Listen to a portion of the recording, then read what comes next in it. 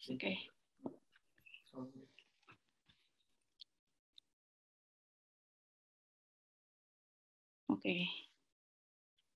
Oke, semuanya selamat malam Citygate Family dan para sahabat, selamat bergabung di seminar hari ini Parenting During Lockdown. Perkenalkan, saya Caroline dari Citygate Kids. Kalau yang belum kenal, narasumber kita hari ini adalah Ibu Pinkan Margareta, Master Psikologi dari Jakarta. Selamat bergabung, Ibu Pinkan. Terima kasih sudah diundang, Bu Caroline. Bapak Ibu semua, selamat malam.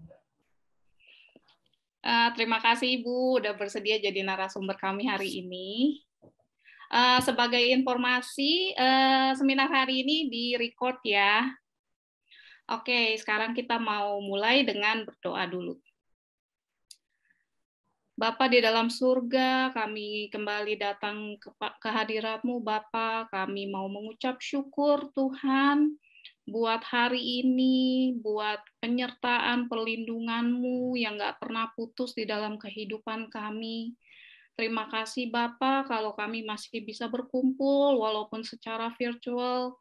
Terima kasih buat kebaikan-Mu, terima kasih buat penyertaan-Mu. Bapa, hari ini kami mau belajar, kami mau diperlengkapi untuk menjadi orang tua yang lebih baik lagi untuk anak-anak yang Engkau sudah percayakan di dalam kehidupan kami. Kami hari ini siap untuk diajar, kami siap untuk diperlengkapi. Bapa, biar Engkau yang buka hati, pikiran kami, supaya kami benar-benar hari ini bisa belajar bagaimana menjadi orang tua yang lebih baik lagi, terutama di musim yang baru ini, Bapak. Kami juga mohon pimpinan-Mu, hikmat-Mu untuk Ibu Pinkan yang akan memaparkan materinya. Terima kasih Bapak, terima kasih untuk segala kebaikan-Mu. Engkau yang pimpin seminar ini dari awal, pertengahan, hingga akhirnya. Terima kasih, di dalam nama Tuhan Yesus Kristus, kami panjatkan doa ini. Amin. Amin. Dalam seminar kali ini, Ibu Pinkan akan memaparkan materi selama lebih kurang 45 menit. Kemudian dilanjutkan dengan session Q&A. Jadi waktu Ibu Pinkan masih memaparkan materi, kalau ada yang punya pertanyaan bisa langsung tulis pertanyaannya di kolom chat, atau nanti bertanya langsung waktu session Q&A juga boleh, atau kalau ada yang mau anonymous bisa private message ke saya. Begitu ya. Oke, baiklah, saya akan membacakan CV dari Ibu Pinkan. Ibu Pinkan Margareta, Master Psikologi. Ibu Pinkan adalah lulusan Bachelor of Psychology dari Fakultas Psikologi Universitas Kristen Satya Wacana Salatiga, Indonesia tahun 2006. Master of Applied Psychology dari Fakultas Psikologi Universitas Atmajaya, Jakarta, Indonesia tahun 2016. Menjadi dosen di Universitas Kristen Satya Wacana Salatiga dari tahun 2006 sampai 2011 dengan spesialisasi di bidang psikologi pendidikan. Sejak bulan April 2011 hingga saat ini, Ibu Pinkan menjabat sebagai Kepala Program Studi Psikologi dan Head Lecturer di Fakultas Psikologi Universitas Kristen Krida Wacana atau UKRIDA Jakarta, dengan spesialisasi psikologi pendidikan dan psikologi keluarga. Ibu Pinkan juga aktif sebagai psikolog dengan spesialisasi di bidang family counseling, career counseling, children's emotional and behavioral problems. Sebagai trainer, fasilitator training untuk mahasiswa, pemimpin, dan pengurus organisasi dan NGO. Ibu Pinkan juga adalah co-founder dan board member dari Yayasan Pelita Kasih Indonesia, Ministry Partner of Focus on the Family, dan juga melayani sebagai Sunday School Teacher di GSKI Kebonjeruk. Oke, tanpa panjang lebar lagi, mari kita sambut Ibu Pinkan Margareta, Master Psikologi. Silakan Ibu. Terima kasih Ibu Caroline, sangat jelas diperkenalkannya ya Bapak Ibu.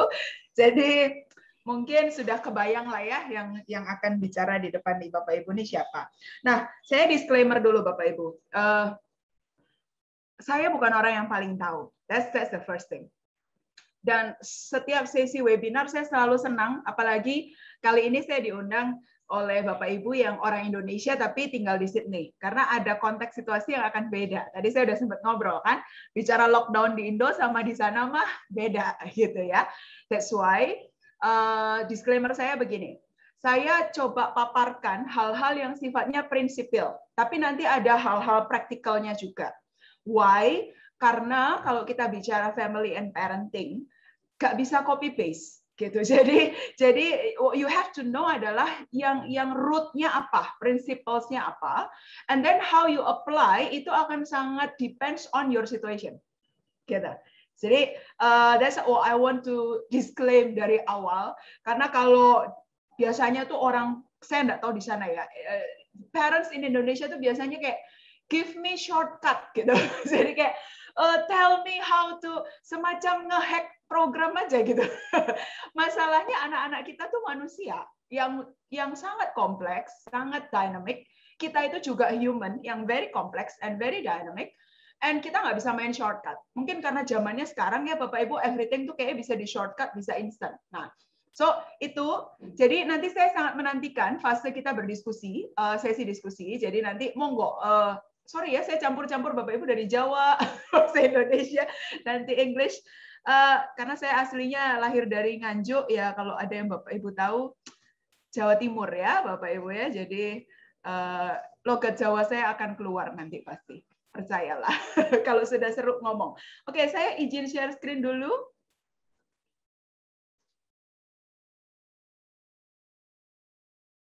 Sebentar ya Bapak Ibu ya. Oke. Sudah nampakkah Bu Carol?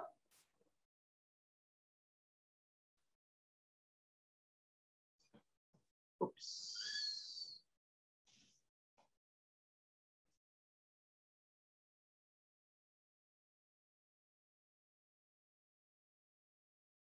Sudah nampak ya Bu? Salah ya, yang nampak. Sudah.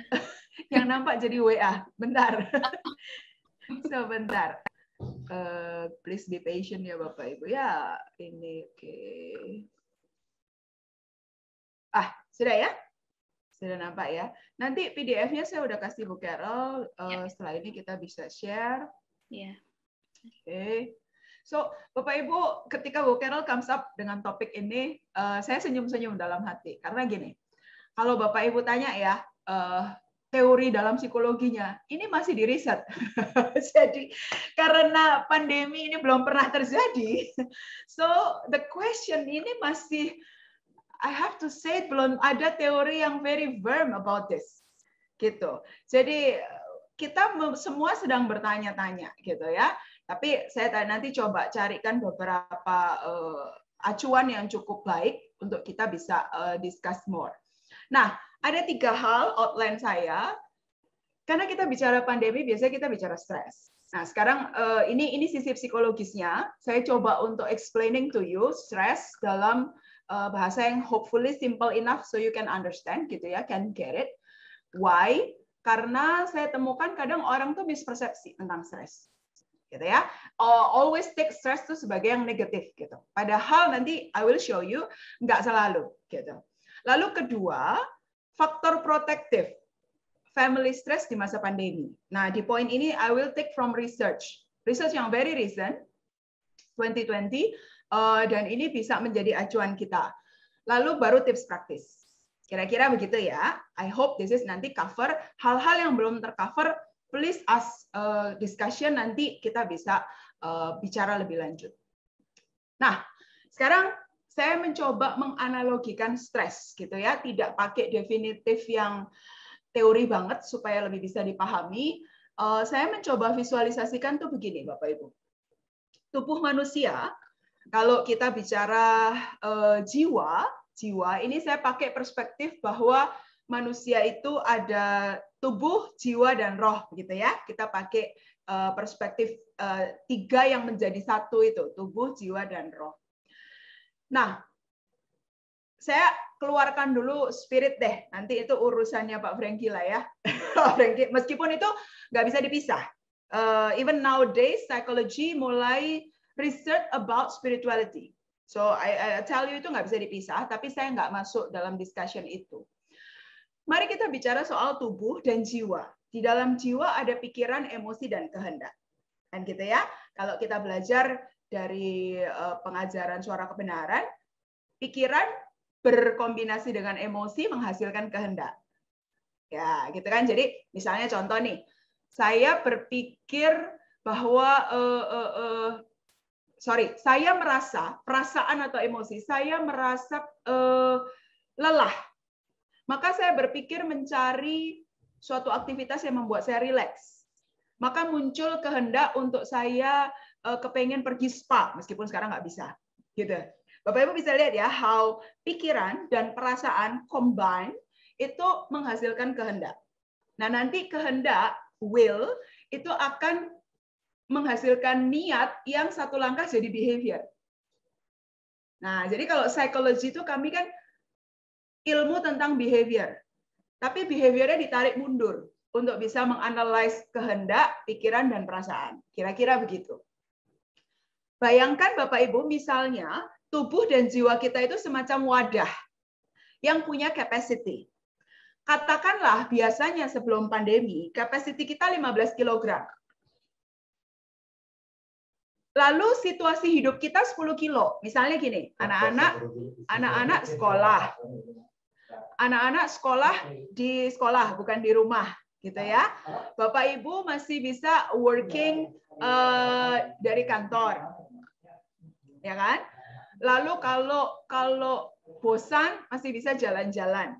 Jadi pada saat sebelum pandemi, situasi kehidupan itu ibarat beban 10 kilo. Nah, sekarang Bapak Ibu, kalau beban kehidupan 10 kilo, kapasitas kita 15 kilo, mengganggu enggak? Enggak kan? Malah kita masih punya ruang 5 kilo. Di poin ini, kalau kita misalnya di dalam gereja, kita masih punya perasaan, masih punya energi untuk melayani orang, ya kan? Karena load pribadi dan keluarga kita itu cuma 10 kilo. Sehingga dapat dikatakan ini adalah stres yang positif. Nah, Bapak Ibu sampai sini saya mau bilang nih, mau mulai memperkenalkan. Stres itu ada baiknya loh. Tanggung jawab hidup tuh ada baiknya. Tekanan dalam hidup tuh ada baik. Asal tidak over limit our capacity. Oke. Pandemi datang. Tiba-tiba suddenly nggak pakai preparation, bebannya jadi berlipat 50 kilo. Apa yang terjadi? Inilah yang disebut dengan tekanan yang destruktif. Yaitu stres yang destruktif. Sehingga, ini nanti saya mulai perkenalkan ke Bapak Ibu, ini istilah psikologi sih. Ada yang namanya distress. Nanti ada satu lagi namanya eustress. Eustress itu stres yang bagus. Oke, sampai poin ini Bapak Ibu ingat ada elemen kapasitas kita dan tekanan hidup. Kenapa saya ingin highlight? Karena nanti cara mengotak-atiknya, logikanya ya Bapak Ibu, supaya beban tidak berlebihan, berarti kan Anda bisa otak-atik ini. Dikurangin supaya jadi 15 kilo gitu ya, gimana caranya gitu. Which is maybe di situasi ini impossible. Karena pandemi nggak bisa diapa-apain, out of our control. Nah, berarti yang bisa diotak-atik apa? Our capacity. Nah, good news-nya that I want to tell you, encourage you, Bapak Ibu, human itu created with capacity yang bisa di-stretch actually. Kita capable untuk progress. But sometimes, nanti saya tunjukkan, yang membatasi kita tuh apa? Our own mind sih. Jadi kadang-kadang ketidakyakinan pada kemampuan kita sendiri itu yang membuat kita nggak bisa progres. Oke ya, prinsip ini silahkan diendapkan, nanti kalau belum paham silahkan bisa ditanyakan. Nah, oke. Coba di-clear dulu. Ini saya ingin tunjukkan, ini agak-agak teoritis, nggak apa-apa ya Bapak Ibu, tapi ini penting soalnya. Nah, tadi kan ingat distress itu yang buruk kalau melebihi kapasitas. Eustress itu yang bagus. Nah, Bapak Ibu lihat ya, level stress, performance. Sebetulnya stres yang warna kuning ini bagus. Kalau manusia itu nggak punya ini ya Bapak Ibu, ini akan jadi bored, terus malah jadi inaktif, malah jadi pemalas, terus hidupnya dipakai buat hal-hal yang nggak jelas. Ini kadang-kadang fenomena yang ditemukan ke beberapa, kalau saya banyak dengan remaja atau anak muda tuh yang anak-anak yang dibesarkan dengan golden spoon, kayak everything provided, minta apapun dikasih, gitu ya. Jadi dipermisif banget gitu orang tuanya, semua dikasih. Akibatnya ini anak sama sekali nggak punya stresor dalam hidup, nggak ada pengalaman dia harus memperjuangkan sesuatu, Jadi mentalitasnya kemudian jadi nggak biasa untuk fight. Nah, makanya tadi saya katakan di awal, sebenarnya jangan terlalu takut sama yang namanya stres. Karena stres dalam kadar yang cukup itu baik buat kita. Gitu Bapak Ibu. Kalau pakai istilah GSKI, pilar tanggung jawab. Gitu, kalau saya combine ya. Makanya kenapa saya stay di gereja ini sih ya. Karena saya setuju dengan itu. Kalau ikut Tuhan terus semua urusan Tuhan ya gimana manusianya mau progres gitu Bapak Ibu. Ya contoh simpel ya. Soal tubuh. Ya tanggung jawab kita memelihara kesehatan tubuh, nggak bisa tiap kali sakit tumpang tangan saja gitu loh. Nah, itu contoh-contoh. Jadi there is good stress, gitu ya. Eustress. Nah, hati-hati, mungkin beberapa dari kita tanpa sadar bisa jadi ini sudah sampai di sini. Warna orange gitu ya. Too much stress. Belum sampai gangguan kesehatan mental sih. Kalau sudah merah ini gangguan kesehatan mental. Sudah ada anxiety, panic attack. Bapak Ibu pernah tahu ya, panic attack tuh jadi tiba-tiba nafasnya tersengal-sengal, kemudian kayak bisa kayak seperti nggak sampai kejang, tapi dia bisa sangat hyperventilation. Nah itu ya ada beberapa anak yang begitu, ada yang breakdown, depression gitu. Nah ini beberapa di Indo belakangan saya juga yang mengalami itu ya dari remaja sampai orang tua sih dengan situasi ini ya Bapak Ibu. So you see stres ini ada gradasinya, oke? Supaya harapan saya setelah ini Bapak Ibu bisa melihat, oh stres saya ternyata masih bisa saya handle gitu. That's good news.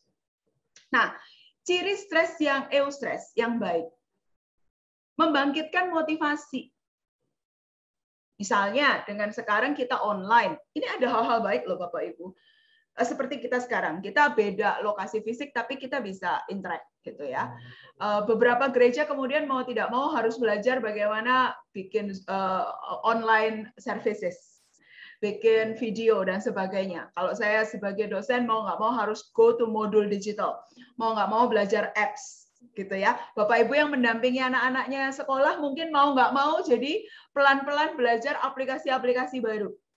Nah, bisa juga memunculkan excitement. Oh, seru nih, jadi belajar ini itu.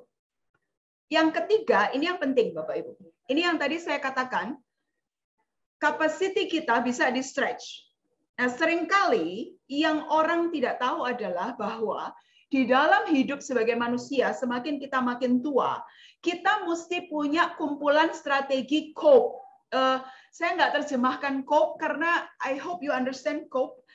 Soalnya kalau dibilang di bahasa Indonesia mengatasi, it doesn't really fit gitu. Cope adalah you can deal with and you can find solution. That's what we call cope, coping makanya. Coping with the pressure. Gitu. Berat sih terasa, tapi you know how to deal with that. Nah, itu strategi coping. Gitu ya. Stres yang eustress itu biasanya jangka pendek. Nah, makanya kalau pandemi ini mungkin agak beda cerita. Karena ini sudah mulai terasa panjang. 6 bulan pertama dulu mungkin masih kehandle. Begitu udah 1,5 menuju 2 tahun, nah ini mulai nih lebih terasa beratnya. Dan stres yang optimum atau eustress meningkatkan performa. More and less begitu. Jadi sebenarnya dalam kehidupan sehari-hari, stress is part of human life. Nah, bagaimana dengan distress? Muncul kecemasan, muncul kekhawatiran. Bisa short term, bisa long term. Nah, saya ingin lebih fokus kepada di bagian ini, Bapak Ibu. Di luar kapasitas strategi cope-nya kita. Gitu. Jadi somehow, karena dulu, ingat analogi saya tadi, karena dulu tekanan hidup masih bisa ke-handle, gitu ya. Kalau jadi orang tua tuh gini, waktu anak-anak sekolah, ada 6-7 jam, 5 jam, rumah tuh nggak ada anak-anak. Jadi kita bisa clean up, beresin gitu ya.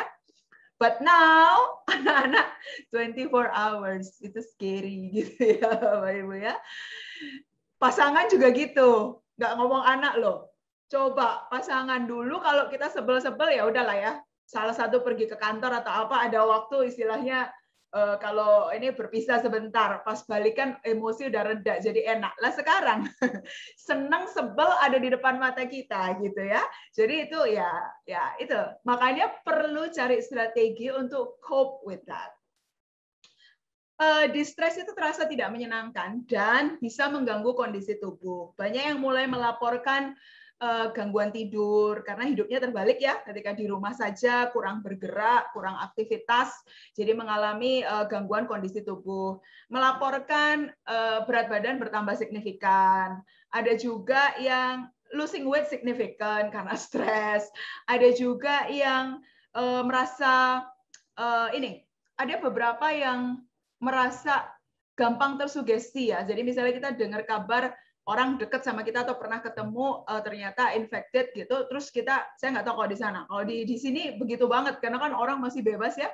Jadi kadang-kadang kita tahu bahwa peluang terpapar besar. Jadi nanti kalau kita demam sedikit atau flu sedikit udah langsung panik. Gitu, udah langsung panik ini COVID apa bukan gitu. Jadi mudah sekali untuk tersugesti dan performa kerja turun. Kalau saya bicara performa kerja, buat Anda yang misalnya housewife, mengerjakan pekerjaan rumah itu juga work ya. Gitu. Jadi yang dulunya everything settle bagus gitu, lately kok jadi ada yang slip, jadi ada yang nggak well perform gitu. Nah, kalau anak-anak apa kerjanya? Ya sekolahnya mereka.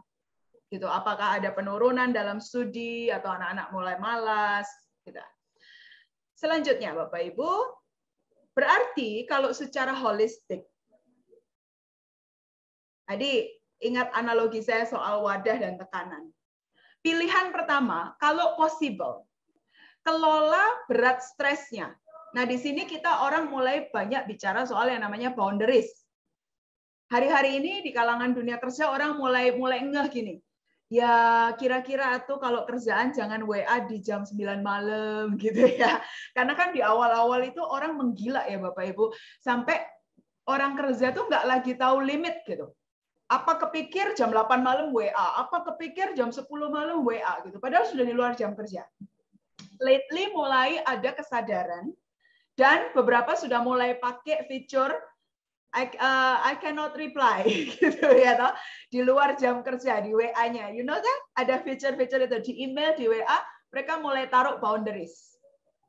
Nah, kalau itu possible, please do. Be assertive.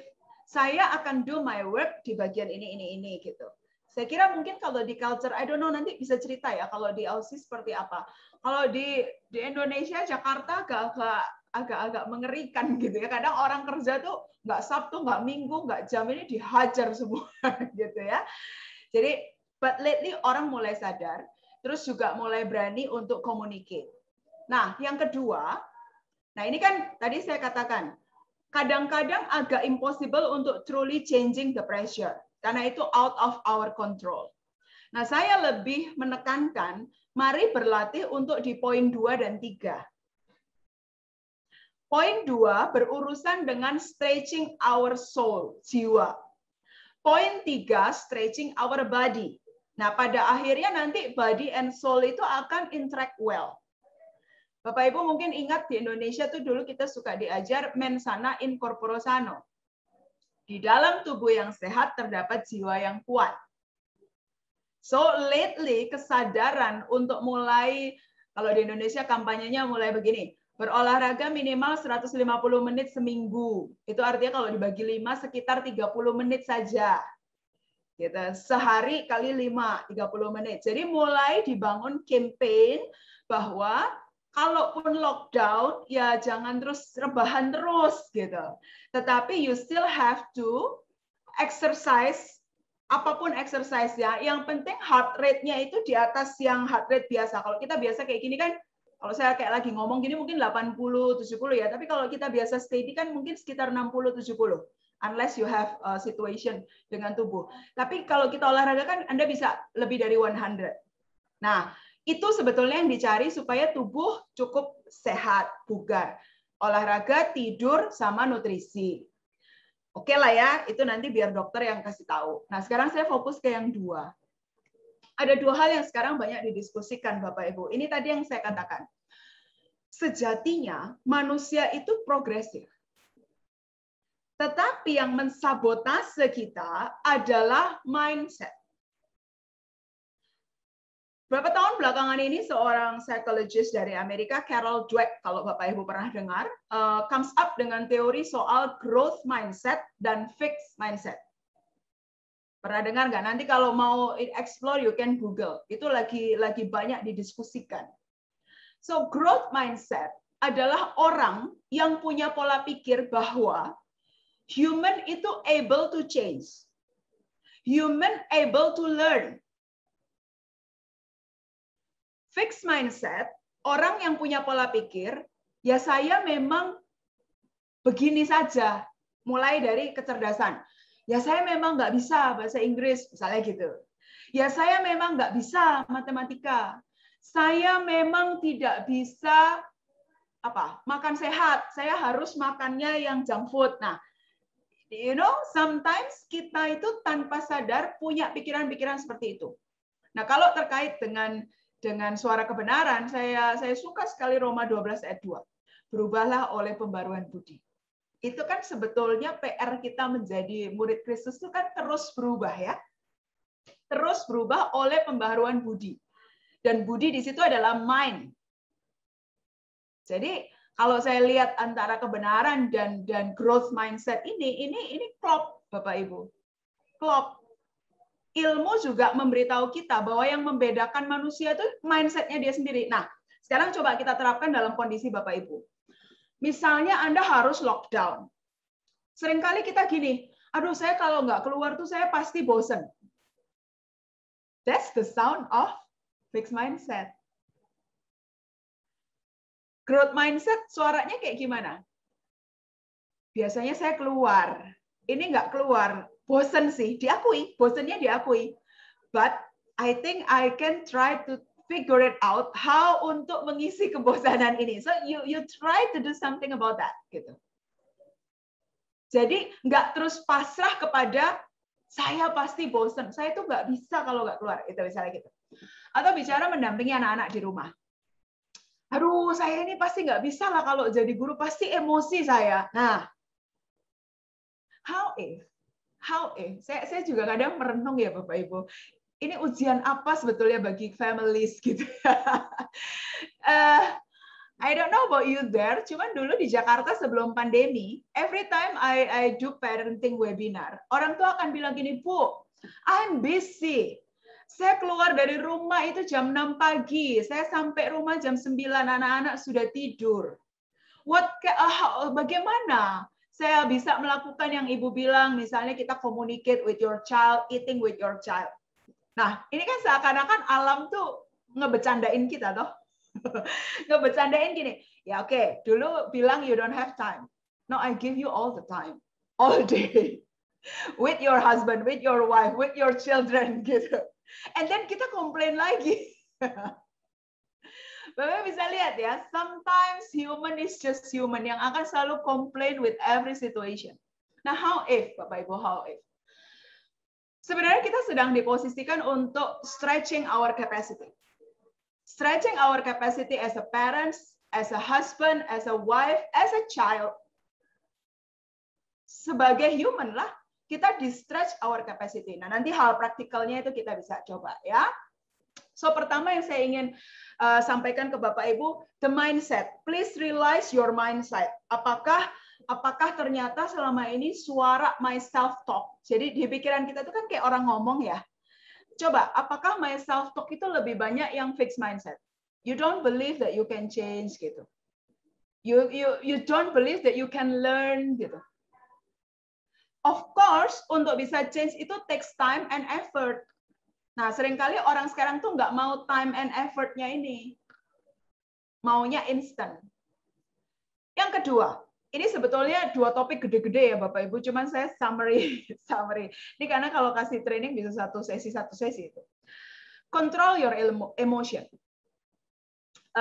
Tadi Bu Carol sempat sebutkan, besok saya akan share di GSKI Fluid. Jadi sebulan lalu kami, saya sama Grand dari teologi itu sharing ke anak-anak remajanya, camp anak-anak remaja. Lalu kami bikin kuesioner kan ke mereka. Kuesionernya gini, kalau ada hal-hal yang kamu ingin rubah dari orang tuamu, apa gitu. Nah, salah satu jawaban yang mengemuka karena kami bikin rating. Anak-anak remaja ini bilang, I wish my parents itu lebih nggak emosian. So you know that.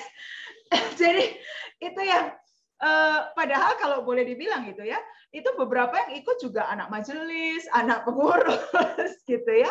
Jadi akhirnya kami discuss, and then Pak Mark juga kasih blessing untuk oke, kalau gitu kita bikin seminar ke orang tua juga. Kayak kami kasih materi yang sama supaya bisa menjembatani. Jadi rupanya memang satu sisi as a human mungkin kita juga pressure ya di masa pandemi. Tapi nanti I will talk about that after this. Bahwa kalau ditanya nih misalnya anak stres, orang tua stres. Kalau saya sebagai psikologis ditanya, siapa yang punya kapabilitas untuk lebih dahulu berusaha mengelola emosinya? Secara faktual, I will say the parents. Why? Nah, ini saya kasih reason-nya. Anak dan remaja, perkembangan otak bagian depan itu otak logika, otak rasional, Bapak Ibu. Jadi saya jelaskan sedikit ya.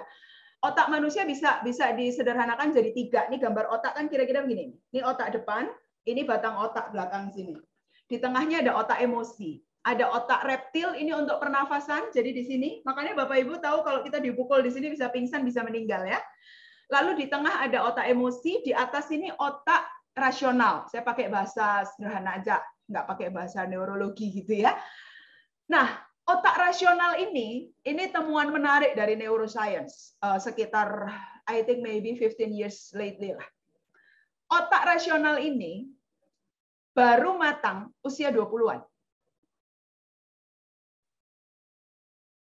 Otak rasional bertanggung jawab untuk apa? Tidak impulsif.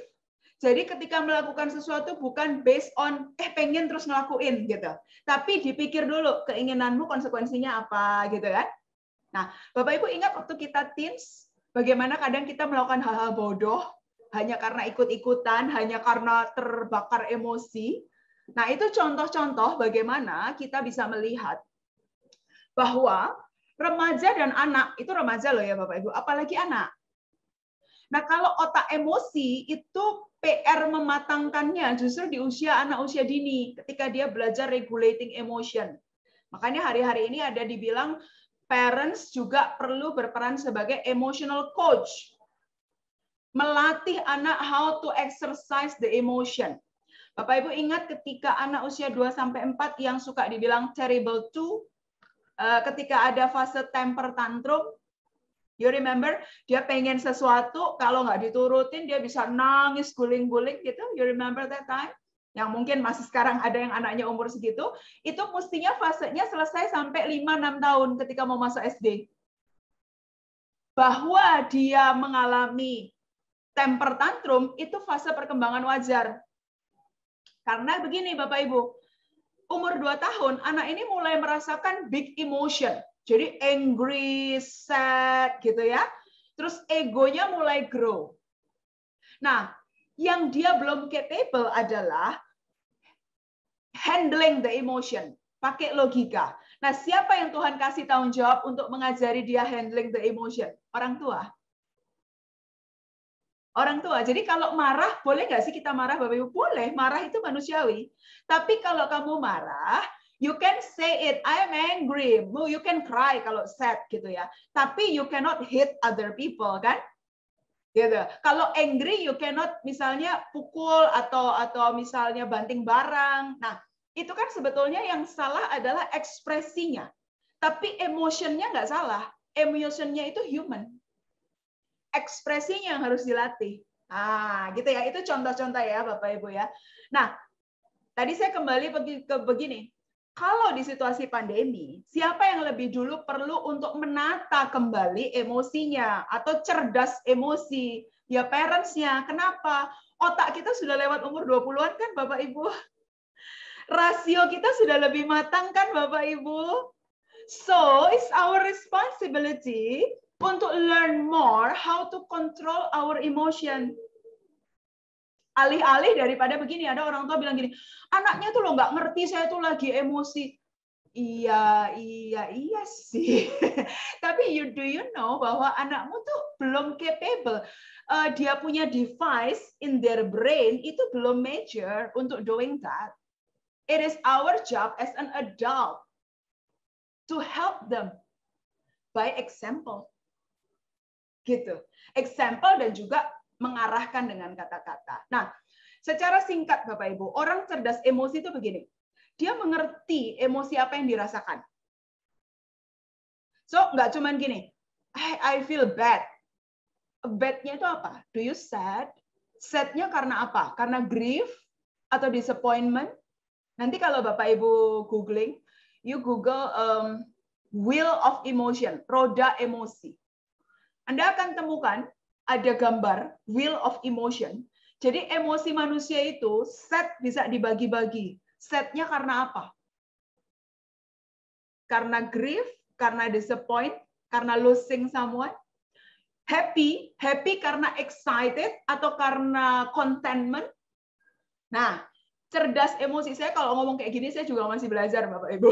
Karena ternyata itu I think that's a long life learning sih. You know, because sometimes ada situasi kehidupan yang akan memunculkan sisi emosi yang you never realize before. Pernah ngalamin nggak Bapak Ibu? Kayak misalnya Anda pernah marah gitu ya. But then someday ada satu situasi yang bikin Anda murka. Terus Anda sendiri kaget, kok aku bisa murka gitu. Pernah nggak ngalamin kayak gitu? But that's good. Karena artinya aspek emosi kita sedang di-stimulate oleh situasi. Dan so you know apa yang ada inside us. Kita bilang, saya bisa kok forgiving others. Tapi satu kali waktu, ada orang hurt you so bad. Sampai kayaknya to forgive them tuh so hard gitu. So itu artinya kalau pakai bahasa kebenaran, ya naik kelas level Anda. Lagi dilatih untuk naik kelas, di stretch lagi. Nah, setelah mampu mengidentifikasi, cerdas emosi adalah melakukan sesuatu untuk mencari solusi. Mengapa kita perlu identify our emotion, Bapak Ibu? Saya suka kalimat ini. Treat your emotion like data. Kalau itu sebuah data, you know how to deal with that. Kalau Anda sedih karena Anda kehilangan, tahu obatnya dong, gitu ya. Kalau Anda sedihnya karena kecewa, obatnya berarti kalau kecewa itu kan karena kita punya ekspektasi. Ya turunkan ekspektasinya. You just need to be realize bahwa ekspektasi itu nggak make sense. Turunin. So you won't be disappointed again. Kalau misalnya kalau grief ya, grief itu sedih yang karena duka, kehilangan orang yang dikasih meninggal. Dan obatnya kalau di dalam iman kita jelas. Obatnya itu yang membuat kita bisa punya hope adalah satu kali waktu kita akan ketemu lagi. Itu obatnya. Jadi Bapak Ibu bisa bayangkan ya, kalau Anda bisa identifikasi emosi yang Anda rasakan apa, Anda tahu akar penyebab. Kalau Anda tahu penyebab, Anda tahu how to manage. Does that make sense? Make sense ya? Oke. Kalau di Alkitab, salah satu favorit saya adalah Mazmur. You know why? We can learn from David. David dalam puisinya, dia wrote all kind of emotion. Jadi Mazmur itu sangat mengajar kita tentang emotion. Dan Daud itu sangat apa ya? Saya jadi mengerti kenapa dia dikatakan orang yang dekat dengan Tuhan ya. Dia tuh sama Tuhan tuh bisa ekspresikan tuh bebas gitu.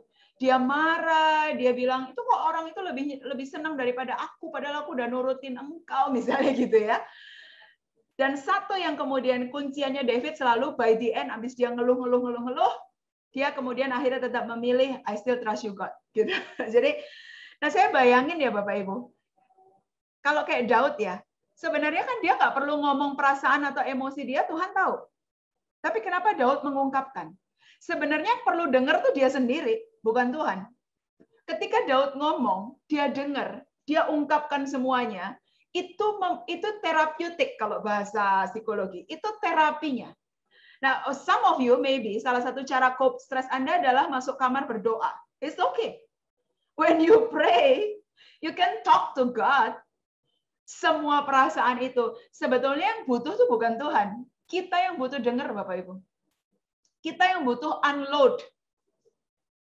And then by the end setelah ini semua keluar, kita remember janji Tuhan, kita remember Tuhan akan tetap sertai gitu. So pray is one of therapeutic way. Jadi, oke, itu dua hal ya Bapak Ibu, stretching our capacity dengan mindset dan emotion.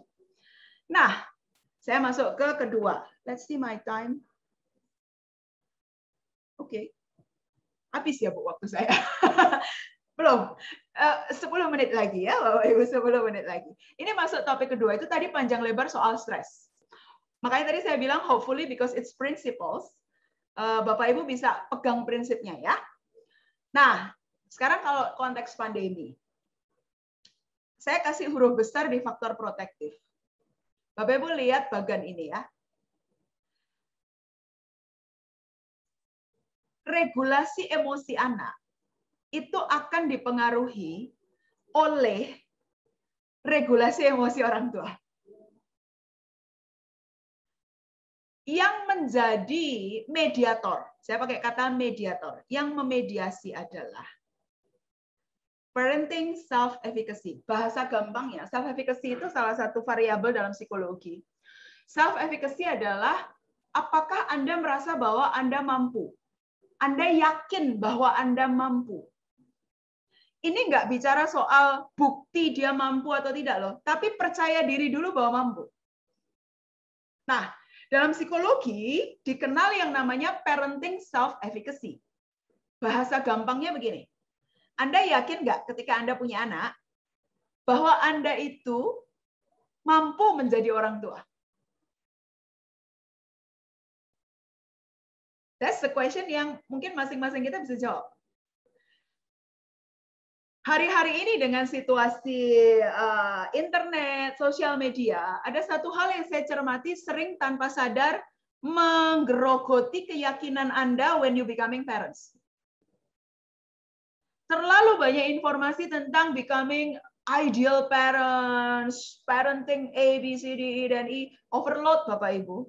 Overload sampai Anda bingung dan you compare yourself dan kemudian menjadi nggak yakin. Sadar nggak? Sadar nggak? Kadang-kadang kalau terlalu banyak tahu ini itu gitu ya.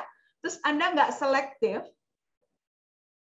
Apalagi kalau Anda sudah mulai mainnya terjebak di sosmed. And then you see those family yang kayaknya tuh nggak punya issues. That family yang kayaknya kok lebih baik gitu. Itu jebakan Batman banget Bapak Ibu. Tanpa sadar menggerogoti keyakinan Anda. Nah, yang saya ingin sampaikan kepada Bapak Ibu begini. Kalau Tuhan memberikan anak kepada Anda dan anak dengan karakteristik itu gitu ya. Dan Tuhan tahu you can handle that. Ini iman ya, ini yang bicara iman Bapak Ibu. God knows that you are able as long as you willing to learn. Nah, balik ke growth mindset tadi Bapak Ibu.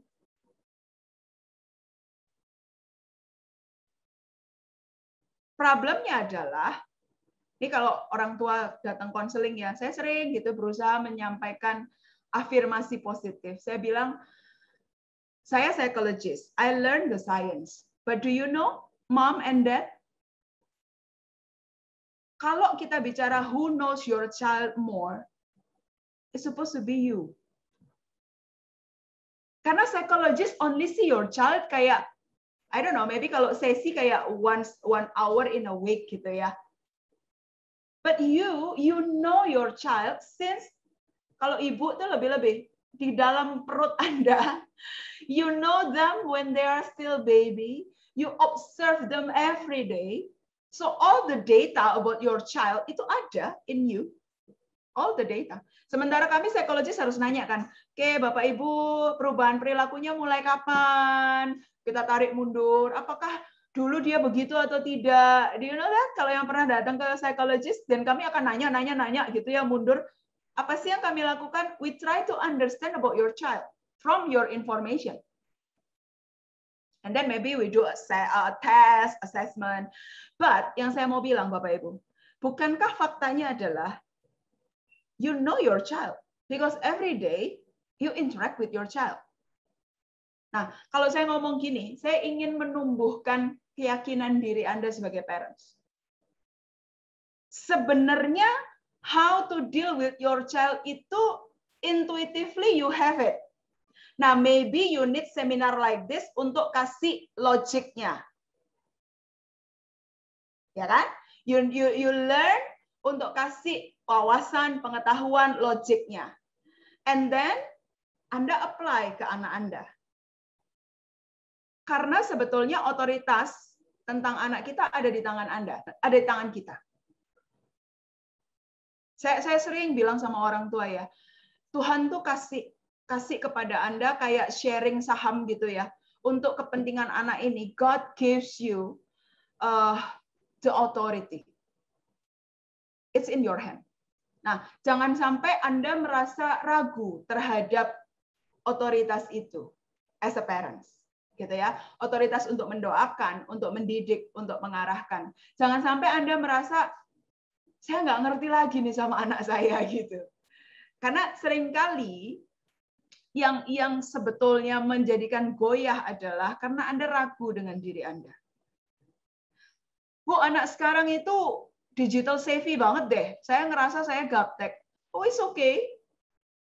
Mungkin mereka secara teknologi lebih jagoan dari kita, tapi remember, siapa yang sudah menjalani kehidupan nyata lebih lama? Anda dan saya. You need to remember that. Dan kehidupan nyata, experience in life, itu nggak bisa disamakan dengan jagonya dia digital savvy. It's different. Knowing information with experiencing life, dua hal yang berbeda. Saya juga sering ngomong gini kalau sama anak-anak tuh, remaja. Saya bilang, don't underestimate your parents hanya karena mereka gaptek. Yang udah lebih lama makan asam garam, kalau istilah kita ya, makan asam garam, bikin salah siapa gitu ya, bikin salah, bikin berhasil siapa? Parents. Be open with them gitu. Nah, sebetulnya Bapak Ibu, you know what, kalau teenagers ya, yang membuat mereka merasa tidak dipahami itu bukan karena mereka underestimate kita. Tapi seringkali sebagai orang dewasa kita nggak kasih kesempatan mereka ngomong. Kita udah nyerocos sama nasihat duluan. We didn't listen. We just tell them what to do. Nah, gitu. Oke. So, bagian ini ya, Bapak Ibu, jadi kalau ditanya ya, prinsipnya, setelah ini kita masuk hal praktis, what should you do? I think, take care your emotion and observe your stress. Apakah stres Anda sudah terkelola atau enggak? Saya suka satu analogi ini. Bapak Ibu ingat waktu kita dulu naik pesawat, pada saat pramugara atau pramugari memberi info tentang oksigen, dia kan selalu bilang, kalau Anda bawa anak, pasangkan dulu oksigen ke siapa? Orang tua. Baru kasih ke anak. What can we learn from that? Kalau dalam pandemi ini kita sekeluarga stres, jangan gini, anaknya yang disuruh berubah. Kita dulu nih lagi sehat nggak? Kita udah bisa handle our stress nggak? Karena sebetulnya kalau kitanya stresnya sudah teratasi dan kita cukup percaya diri untuk do the parenting, anak-anak itu akan merasakan atmosfer yang cukup aman, and they will okay juga.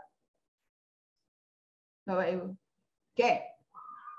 Saya masuk soal praktis ya. This is the last slide. Nanti abis ini saya kirimkan detailnya ke Bu Carol ya Bu. Ini PDF-nya panjang. Actually this is from UNICEF. So ada very practical things-nya di situ. Tapi ini saya kasih poin-poinnya. Beberapa hal yang bisa dicoba. Balik lagi ya Bapak Ibu, karena ini hal baru, silakan dicoba. Oke, ini timernya dan saya pakai timer. Berarti 5 menit lagi ya Bu. One-on-one time. Jadi tolong silakan coba untuk meskipun Anda di rumah, kalau di rumah kan kita barengan terus. Nah, tapi bisa nggak gantian? Misalnya Anda punya anak 2. Nah, mom hari ini sama siapa? One-on-one. One-on-one time. Jadi justru karena kita bareng terus, it doesn't mean kita connected loh. But maybe your child need one-on-one time. Gantian Bapak Ibu. Nah, one-on-one ini kan tentu kalau sama remaja dan sama balita beda ya. Kalau sama balita kita main bareng. Kalau sama yang udah remaja bisa diajak ngobrol atau nonton atau main games bareng, nonton bareng, atau kalau misalnya suka masak, cooking bareng, atau cleaning up the house bareng. Jadi melakukan course, ya tugas-tugas rumah, itu kenapa tidak kita juga, saya kira kalau di sana nggak ada pembantu, Bapak Ibu juga latih anak-anak Anda yang sudah mulai gede kan? I think. Kayak my cousin live di luar negeri juga anak-anaknya udah jago tuh, udah sebagainya. Karena terbiasa nggak ada pembantu, nggak ada maid. So one-on-one time. Dan itu bisa dilakukan on daily base at home. Atau misalnya anything lah yang sesuai dengan hobi anak dan sesuai umur anak. Kedua, keeping it positive. Bapak Ibu bukan berarti kalau pernah dengar istilah toxic positivity yang kayak gini, no everything is okay, padahal nggak okay gitu. Nah, nggak gitu juga. Tapi gini, ya kita bosen ya nak, hey we bored ya. But let's think what can we do gitu. Jadi kita admit bahwa ini situasi yang tidak menyenangkan, but discuss atau let's come up with an idea. Karena sebenarnya Bapak Ibu, ini gara-gara pandemi saya itu juga browsing ya, apa sih artinya bosan gitu ya. Menarik, ada riset yang memunculkan begini, bored itu sebetulnya bisa punya 2 output. Muncul sebuah ide kreatif, atau Anda down. So boredness, kebosanan, itu adalah gerbang munculnya satu ide untuk do something kreatif, atau justru Anda jatuh kepada ya udah nyerah. Nah, ini kan bicara mindset berarti kan Bapak Ibu. Let's talk about mindset again gitu. Kalau bored, mau cari solution nggak? Atau you giving up? Nah, yang kita harus hati-hati usually when we get older, life give us many beban, trauma. Kita tuh biasanya jadi nggak fight lagi. Not like, Bapak Ibu ingat nggak sih kalau waktu lihat anak belajar jalan ya? Pernah nggak imagine kalau anak belajar jalan jatuh sekali, 2 kali terus kapok? Nggak pernah bisa jalan dia. But you remember the excitement of a child kalau dia learn something new? Nggak ada kapoknya gitu. Nah, tanpa sadar psychologically ya, when we are growing older, kita tuh jadi less adventurous gitu. Karena life give us experience yang nggak enak gitu. Usually ya, pernah fail, pernah consequences yang bad, atau dapat feedback yang bad. Nah, di hari-hari pandemi ini Bapak Ibu, what we need to preserve adalah capability untuk keeping it positive. Ada satu film yang kalau Bapak Ibu pernah tahu, ini classic film Life is Beautiful, you know that movie? Yang tentang Nazi ya, Pak Bears mengangguk-ngangguk, you know that movie? Itu cukup bagus sih. Bagaimana ayahnya itu bisa tetap mendampingi anak-anaknya di masa camp Nazi, dan anak-anaknya nggak tahu bahwa itu mereka sedang dalam bahaya. Ya, of course tidak se-ekstrim itu ya Bapak Ibu. But what I want to say adalah kita nih yang adult try to keep it positive gitu dalam situasi ini. Nah, yang ketiga structure up. Jadi even though ada di rumah, structure tetap perlu ada. Jam tidur, jam makan, jam belajar. Susah nggak diterapin? Susah kadang-kadang. Anak-anak suka lewat jamnya dan sebagainya, tapi jangan sampai loose. Kalaupun melenceng sedikit, segera kembali. Tentu tidak kaku ya Bapak Ibu. Namanya di rumah udahlah stres, jangan sampai strukturnya juga terlalu kaku, terus malah bikin emosi. Ada batas toleransi, tapi please tetap ada structure. Saya pikir kalau di Aussie sih sangat terbantu ya, karena I think school-nya juga sudah giving structure well, very well gitu. Yang keempat, ketika children misbehave, use consequences. Apa bedanya punishment dan consequences? Punishment is like you hurting him or her. Consequences sebetulnya Anda sedang mengajarkan. Perilaku yang dikehendaki orang tua nih A. Misalnya perilakunya adalah kalau ini jam belajar, I want you to learn ya nak, nanti ada jam mainnya. Nah, misalnya dia melanggar ini, bikin perjanjian konsekuensinya apa? Salah satu cara konsekuensis adalah mengurangi apa yang membuat dia senang. Nah, misalnya dia senang apa? Misalnya dia senang watching YouTube misalnya, dan Anda kasih jatah sehari 1 jam. When you did not do your learning, maka jam ini berkurang ya nak, gitu. Consequences. Nah, ini beda dengan kalau dia nggak belajar terus kita omelin, terus kita cubit, itu punishment. You can see the difference ya Bapak Ibu. Nah, kenapa? Kenapa saya lebih choose consequences? Toh, ketika kita jadi manusia dewasa, kan kita consequences toh. Ketika kita melanggar hukum, maka konsekuensinya ini gitu. Jadi pada saat kita mendidik anak kan kita mau persiapkan dia untuk menjadi warga negara dunia. Nah, kalau lebih tinggi lagi warga negara surga gitu ya. Lah Bapak Ibu, Tuhan aja kalau kita bikin salah nggak langsung menyambar dengan petir kan? Enggak kan Bapak Ibu. Jadi Tuhan nggak langsung teriak di telinga kita nada tinggi kan enggak. Tuhan ajari, hidup tuh begini, begini, begini. Konsekuensinya kalau kamu ini begini. Nah sama, terapkan konsekuensi. Nah kata kedua yang penting, redirect. Redirect tuh gini Bapak Ibu. Anak lari turun tangga. Kita seringkali komennya gini, jangan lari, nanti jatuh. Yes? Bagaimana kalau kita melatih gini, anak lari nih, Steven, please walk. Pegangan di tangga, nak. Kalau Bapak Ibu pernah dengar, memang ada yang mengatakan gini, terutama untuk anak masih kecil ya, when you say jangan, don't, yang didengar bukan don't ya. Yang didengar misalnya don't run. Yang masuk dan terdengar tuh run. Don't hit. Yang masuk tuh hit. Gitu. So what we need to do adalah, what do you want them to do? Redirect. Redirect. Jadi kalau dia arahnya ke sana, redirect. Gitu ya. Jadi memang sebagai orang tua, saya yakin Tuhan kasih hikmat lah nanti sama Bapak Ibu ya. Ini nggak bisa ada rumusnya tuh nggak bisa. The situation will be very very different, family to family. So tapi saya kasih prinsipnya. Yang kelima, nah ini Bapak Ibu, pasang oksigen di diri Anda dulu. Manage your stress. Kalau Anda husband and wife, bermitra yuk, bantuin gitu. Kalau misalnya mom udah too stress, you say to your husband, can you handle that for a while? I need to kayak shower 30 minutes lah. Gitu. Kadang-kadang kan ada ya, ada yang kalau women tuh release stressnya shower 30 minutes gitu. Mandi agak lama lah sedikit gitu. Can you please handle the child? Misalnya gitu. Atau kalau husband yang mulai burn out, nggak tahu. Kalau husband biasanya hobi atau apa gitu, atau tidur bahkan, then ask your wife untuk helping. Jadi, how you manage your stress itu penting. Nah, Bapak Ibu pertanyaannya gini. Sudah kenal diri Anda dan tahu cara Anda calming yourself nggak?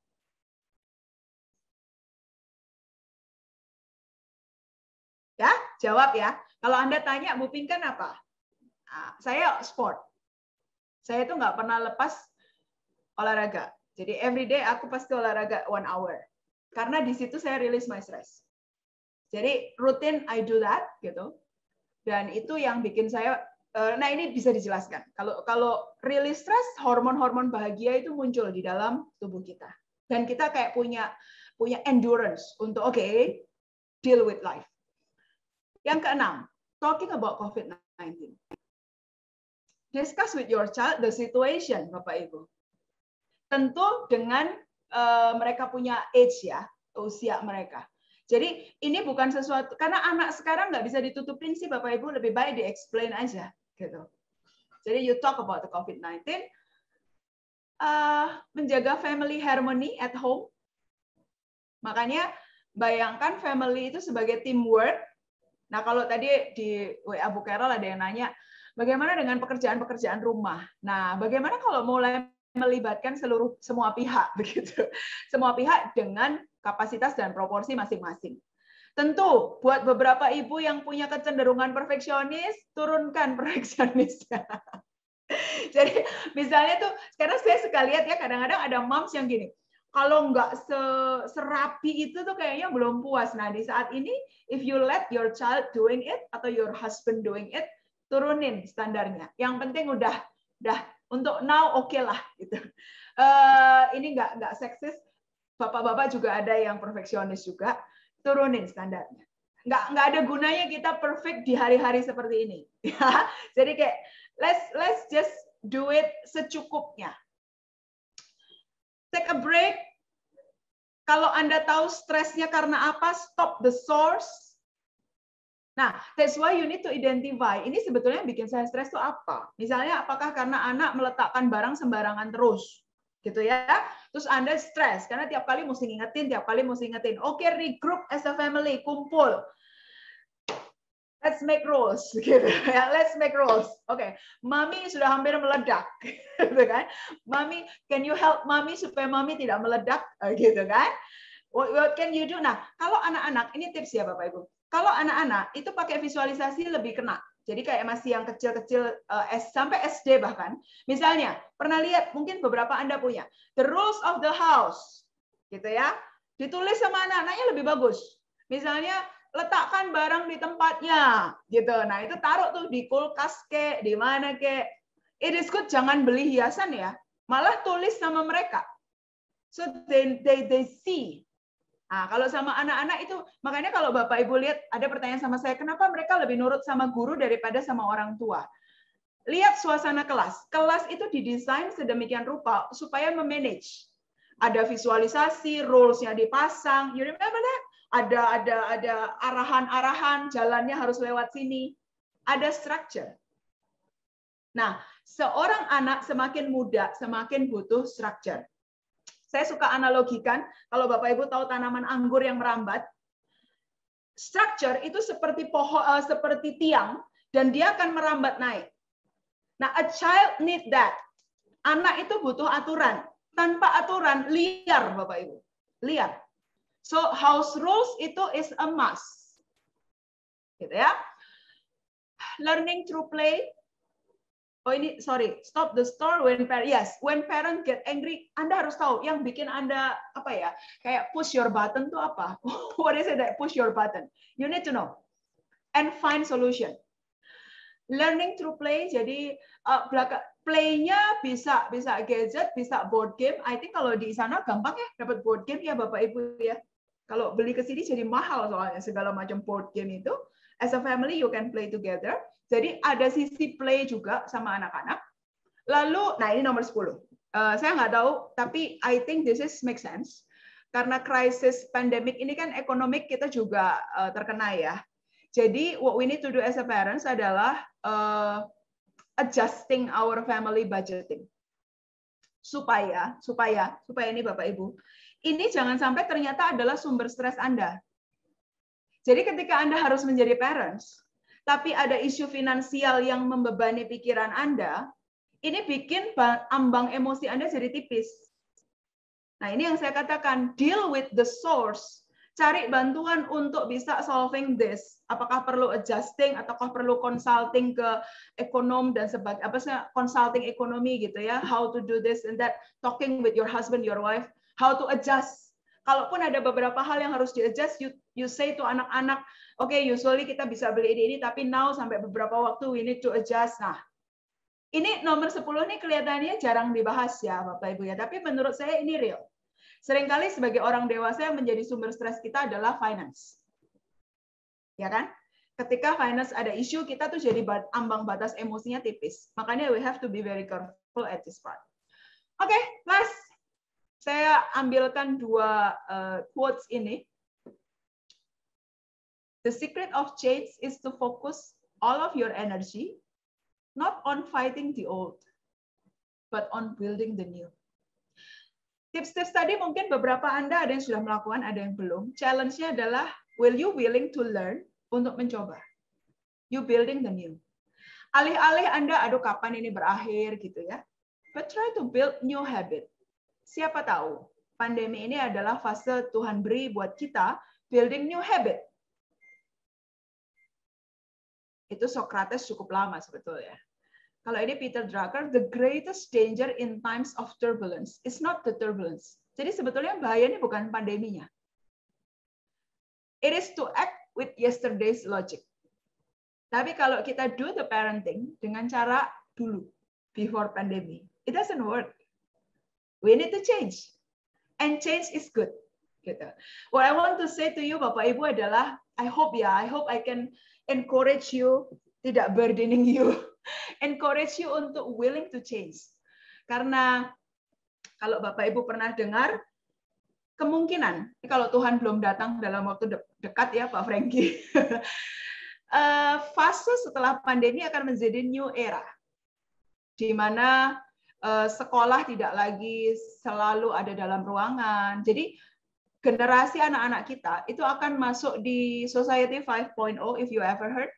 Society 5.0 adalah suatu masyarakat yang menggunakan IT untuk membuat kehidupan lebih baik. Ya, even though dalam kacamata kebenaran we know it will I think it is utopia lah ya. But kalau Tuhan masih izinkan dunia ada, anak-anak kita akan masuk di zaman di mana they will have to be able to self-regulate learning. Jadi ke depannya habis pandemi, anak-anak kita harus punya capacity untuk learn, not because dimarahin, tapi because they know they have to learn, karena they want to be atau do something.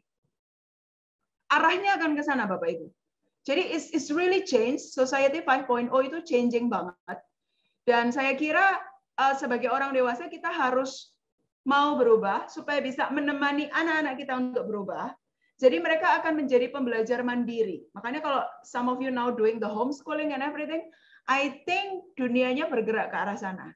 Karena kedepannya mereka bisa learn dari manapun, dari kampus manapun, mereka bisa akses virtually, mereka bisa compile all the credit, and then tukar ke satu university jadi degree, itu very possible. Even di Indonesia, it's happening now. Dengan Mas Nadiem menjadi Menteri Pendidikan. It's happening. Apalagi di sana. Di Australia and everything. So, boleh jadi masa pandemi ini adalah masa memandirikan anak. Memandirikan anak untuk mereka ready masuk di dunia modern. Kalau Tuhan belum datang. Gitu ya. Oke, thank you Ibu Carol. I think I took 1 hour ya. Sorry ya, Bu.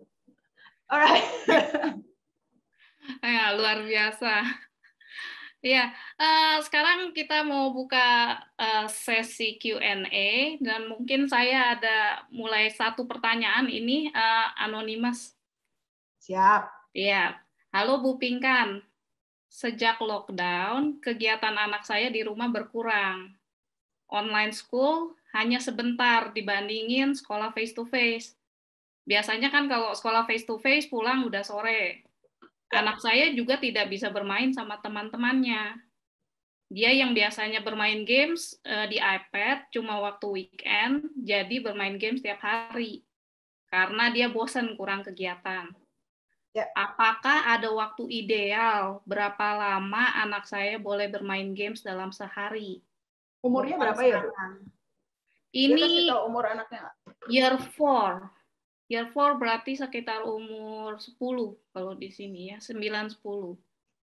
Games tuh kalau umur segitu sebetulnya ya, kalau mau ditanya 2 hours tops. 2 hours tops. Games ya, itu Ya. selain dia pakai gadget untuk belajar ya. 2 hours tuh udah max sebetulnya. Kalau bisa 1 hour is good. Memang yang perlu di-create adalah physical activities yang possible dilakukan di rumah. Gitu. Yang possible apa kalau di konteks di sana? Yang beneran Apakah kayak di halaman gitu masih possible nggak sih? Boleh ya? Kalau masih di luar rumah Ya, itu boleh kan? kalau ada halaman masih possible, tapi kalau yang untuk tinggal di apartemen yang nggak ada Susah halaman, ya. ya susah begitu. Turun ke tempat yang kayak taman di apartemen gitu juga nggak boleh? eh Boleh ya, cuma nggak boleh kumpul, maksudnya Ya. karena kita nggak boleh saling mengunjungi. Jadi ini juga dibilang dia tidak bisa main sama teman-temannya gitu. Ya. Mm-mm. Nah, ditemani sama orang tua, tapi tadi itu saya maksud gini, anak umur 10 tahun, itu kan mau prapubertas. Mm-mm. Hormon prapubertas itu ibarat baterai, itu lagi mau naik ya, nanti kalau pas puber tuh pas naik-naiknya. Nah, the thing about adolescence, itu energi fisik karena hormon kalau nggak dikeluarin itu payah gitu, ke anaknya jadi bad mood, temperamental. Nah, waktu anak hanya duduk dan main games, pertamanya seakan-akan satisfy, tapi lama-lama enggak. Karena sesungguhnya yang terstimulasi hanya mata, telinga, dan jari-jari kan. Sementara tubuh kita Bapak Ibu sebetulnya punya 7 indera. Jadi indera itu bukan 5. Ya, kalau selama ini kita tahu senses only 5 yes. Selain yang 5 standar ya Bapak Ibu tahu ya. Ada 2 adalah terkait dengan keseimbangan di telinga. Bapak Ibu pernah tahu nggak di telinga kita nih kayak ada bulu-bulu halus gitu? Ah, itu balance. Makanya kalau pernah lihat anak kecil kenapa suka main keseimbangan, they stimulate the balance. Kenapa anak suka ayunan? They stimulate the balance. Gitu. Lalu ada yang namanya proprioseptor. Proprioseptor adalah sensori yang ada di otot-otot kita yang butuh distimulate untuk bergerak. That's why orang exercise. Menggerakkan tangan, main bola, berolahraga. Nah, prinsipnya Bapak Ibu, kalau mungkin pernah dengar sensory integration therapy, kalau pernah dengar, jadi kalau misalnya ada anak yang berkebutuhan khusus, terapinya kalau Anda lihat kok kayak main-main ya, masuk ruangan, dia ayun-ayun, dia pegang segala macam jenis, ada cair, ada ini. Actually, sensory integrasi adalah 7 inderanya distimulasi, supaya di otaknya bisa terjadi modulasi yang baik. Saya kasih analogi. Bapak Ibu ingat waktu kita di gereja masih ketemu ada yang namanya mixer sound system. Di situ masuk ada suara gitar, ada suara mic ya. Lalu di mixer kan. Otaknya kita tuh sama. Kita akan modulate all the sensory that comes to our senses. Nah, kata kuncinya di integration. That's why pada masa tumbuh kembang anak sampai dia usia 12 tahun, sangat penting untuk 7 indera ini distimulasi secara proporsional. The thing about games and gadget, it is not proportional because they only sit. Eyes-nya doang, ears-nya doang, tapi the body is not moving. Nah, itu kan masa tumbuh kembang anak. Kita sampai tua pun Bapak Ibu yang sehat adalah all 7 senses kita stimulating proportionally. Ini kalau mau menjelaskan kenapa sih orang harus berolahraga dari perspektif sensory integration. Gitu. Menarik ya. Jadi waktu semua senses kita terstimulasi dengan baik, kita akan lebih controlled. Gitu. Nah, kalau Bapak Ibu pernah lihat ada anak yang biasanya anak-anak berkebutuhan khusus terapi pertamanya sensori integrasi. Karena when they have special needs, salah satu hipotetisnya adalah modulation of the sensory integration-nya bermasalah. That's why they need to be stimulated by the therapy. Selain terapi lainnya sesuai kekhususannya. Gitu kira-kira Bapak Ibu. So, jawabannya buat Bapak Ibu ini possible nggak ya ada kayak some physical activities yang tetap bisa dilakukan even though di rumah begitu. Ini agak susah jawab secara spesifik, tapi memang nggak bisa sih kalau anak cuman rebahan duduk terus belajar, nggak bisa. Jalan-jalan gitu boleh nggak sih Bu? Tapi misalnya cuma sama papahnya apa sama mamahnya gitu, nggak sama temennya. Oh boleh, bisa. Boleh toh? Boleh. jogging a little bit, maybe. Boleh. Jadi itu lebih baik ya Bu ya, dibanding main game, jauh lebih baik ya. Karena itu tadi, argumentasi saya itu tadi. Jadi bicara kita nggak di-create untuk duduk begini, Bapak Ibu. Human is not created to sit and then like, no, kita nggak di-create untuk itu. Nanti pasti muncul gangguan-gangguan. Gitu. Physically, eyes, and everything. Karena kita nggak created untuk, apa itu, kalau Bapak Ibu pernah dengar sedentary lifestyle. Sedentary. Nah, we not created that. Kita tuh di-create, kenapa kita punya muscles? We are created to move and active. Semoga menjawab, Bu. Ya, makasih, Bu.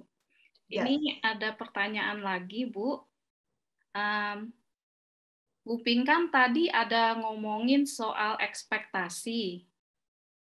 Soalnya kan kita sebagai parents yang sering berekspektasi.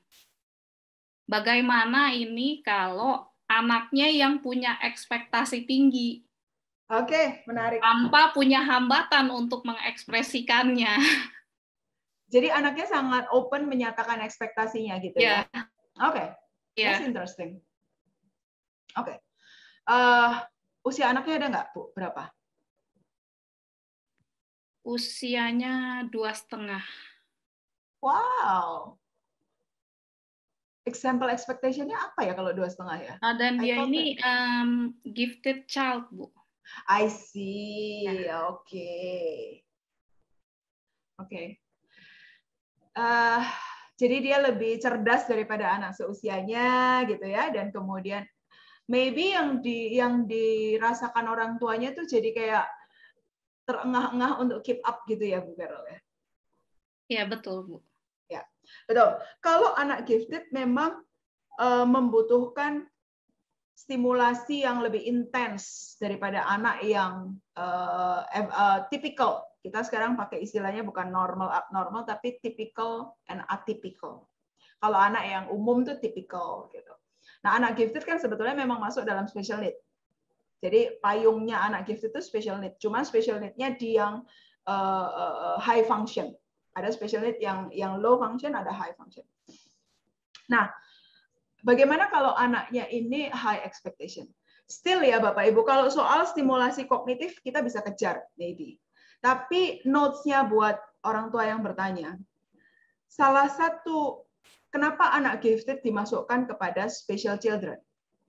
Karena biasanya perkembangan kognitifnya yang terlalu cepat itu membuat perkembangan emosinya ketinggalan.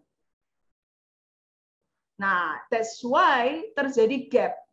Nah, gap ini yang biasanya bikin anak gifted itu lebih cranky, lebih mudah marah kalau sesuatu tidak dituruti, gitu ya. Nah, tantangannya kalau buat orang tua dengan anak gifted itu justru bukan di cognitive task. Cognitive task anak gifted fasilitasi dengan gadget, internet, buku, jalan dia. Poin justru adalah belajar bagaimana menjadi emotional coach buat anak ini. So if you have gifted child, then as parents you have to learn untuk understand dynamic naik turunnya roller coasternya emotionally ini anak gitu. Dan mumpung ini masih 2,5 tahun, coba parentsnya ini, I think sourcesnya banyak ya Bapak Ibu, sourcesnya di internet ataupun di ini banyak sekali tentang gifted, books itu banyak. What I can say adalah fokus di mendampingi anak untuk bisa regulate emotionnya dia. Karena kalau tidak dibantu sejak dini, anak-anak gifted itu bisa tumbuh menjadi remaja yang jadinya anxious atau depresif. Jadi seringkali terus ngikut emotional gangguannya. Nanti kalau jadi orang dewasa, saya pernah tuh wawancarai orang dewasa udah gifted ya. Itu bitter banget ya. Dia tuh anggap semua orang bego. Jadi buat dia nih ya, everyone is stupid. Kayak every kebijakan manusia itu stupid.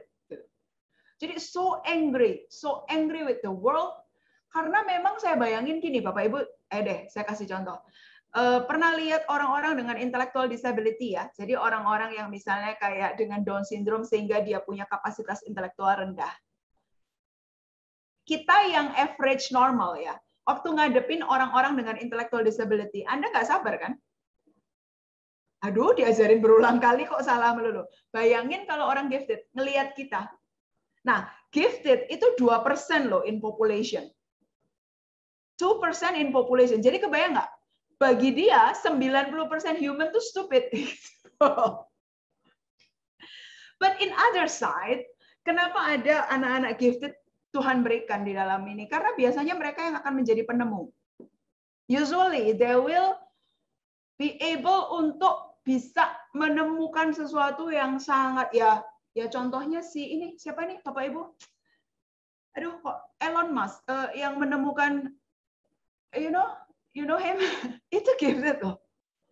High function. Tapi lihat kehidupan pribadinya berantakan. Nikah, cerai. Nah, you see? Jadi Elon Musk is gifted gitu. Dan rata-rata orang-orang yang bisa menemukan sesuatu yang sangat brilliant itu gifted. Tapi dia punya sisi emosi yang perlu dijaga. Makanya ini mumpung masih 2,5 tahun, what I can say adalah papa mamanya yuk belajar how to parenting the gifted. Ini saya nggak bisa jawab karena itu panjang dan lebar dan apa namanya, saya juga merasa I'm not really the expert. Ada teman saya yang mendalami di situ. So when we talk about gifted child, itu sangat kompleks. Tapi apakah bisa? Yes. I know some of my friend yang punya.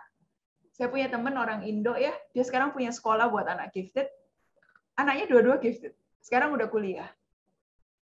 I think she managed well. She with his suaminya juga pendeta.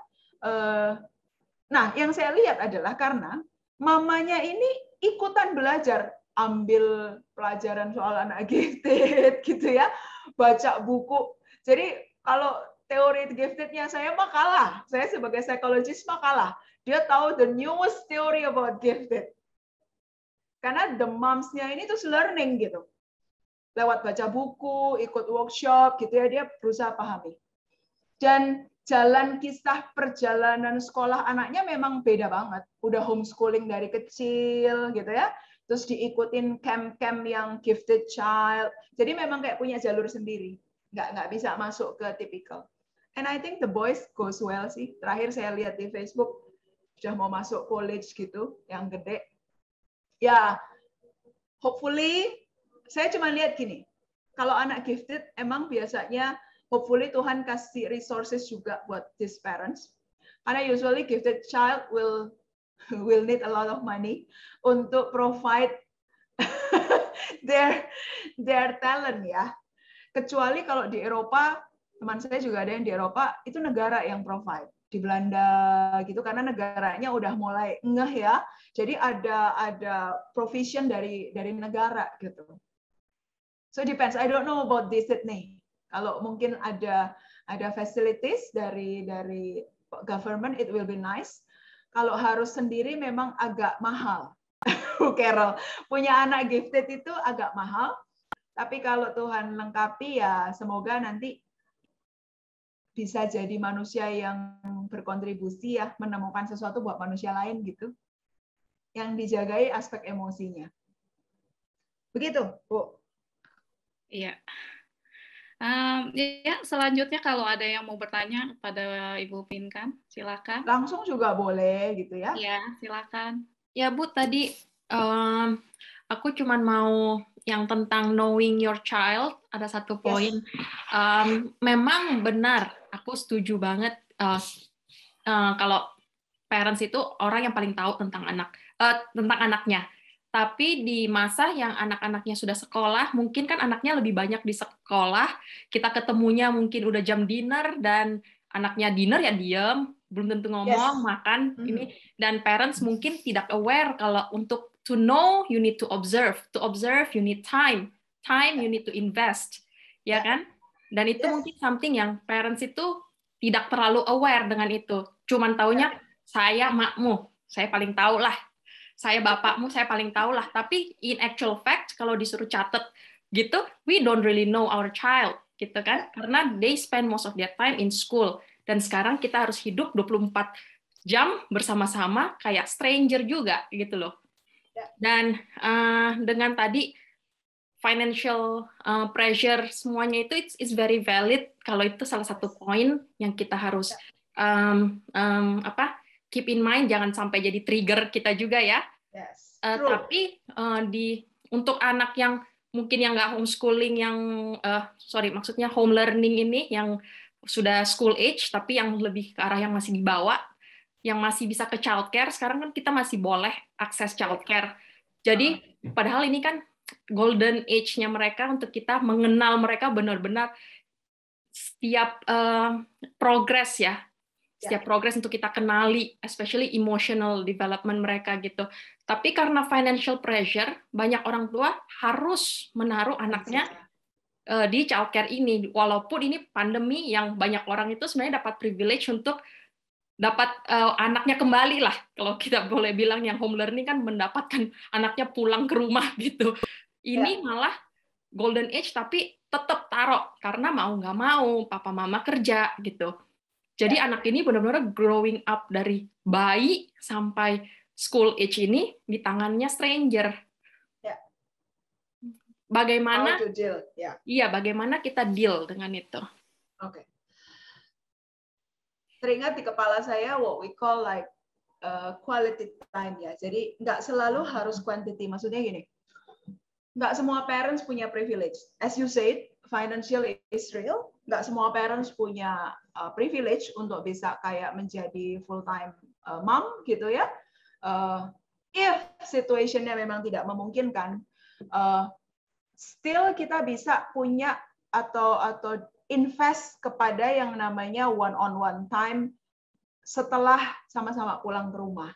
Jadi meskipun cuma 30 menit atau kalau bisa 1 hour pada saat dia makan malam atau pada saat mau tidur menemani berangkat tidur gitu ya.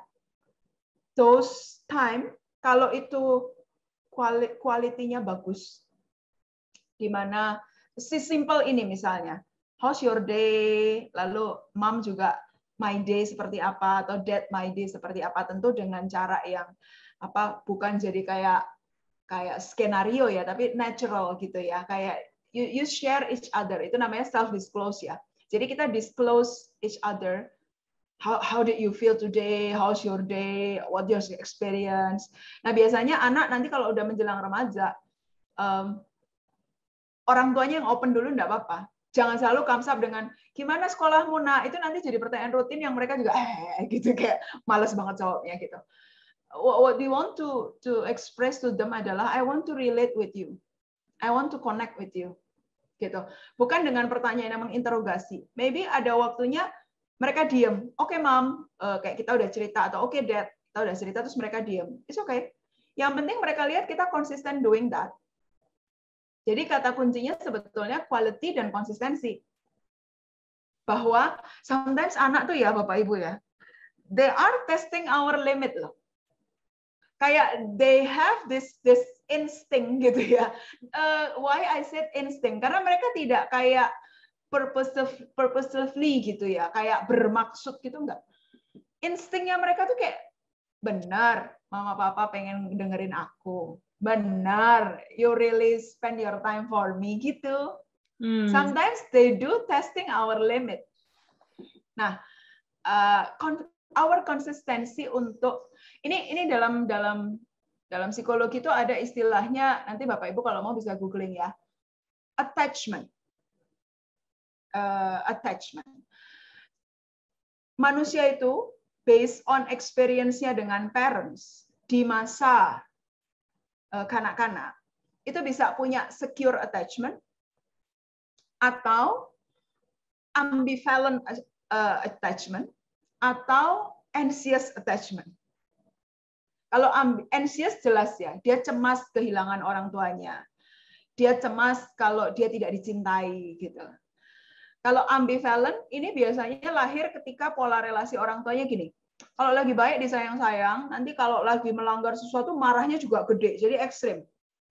Jadi sayangnya luar biasa, tapi kalau emotion marahnya juga luar biasa. Makanya anaknya jadi ambivalen, jadi nggak ngerti. Ini gue sebenarnya disayang atau dibenci, disayang apa dibenci gitu. Secure adalah happen ketika anak tahu bahwa their parents will always be there for them. Intuitively. Nah, ini nanti kalau dibahas kaitannya bisa banyak. Kalau Bapak Ibu pernah dengar di gereja ada masa dulu kita kasih Bapa misalnya gitu ya. Pemulihan hati Bapa. Kenapa kadang-kadang sulit bagi seorang manusia untuk percaya Tuhan ada? Karena dia nggak pernah merasakan cinta yang menerima dari orang tua. Ini gini, saya ngomong secara psikologi ya, nggak ngomong kuasa Tuhan mengubah hati. Kalau skema dicintai itu nggak pernah ada, how can they believe bahwa ada yang nggak kelihatan bisa cinta sama dia gitu? Orang yang kelihatan di depan mata aja nggak mencintai dia kok. Gitu. Ini saya lagi ada nih pegang klien orang gereja juga. Anak ini, aduh, udah SMA.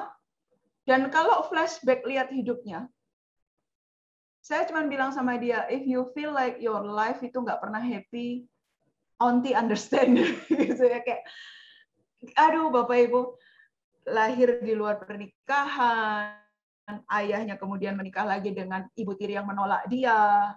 Nah, ini saya lagi coba bantu ya sama ayahnya. The thing about the father adalah setiap kali anaknya comes up dengan pap aku lonely gitu ya.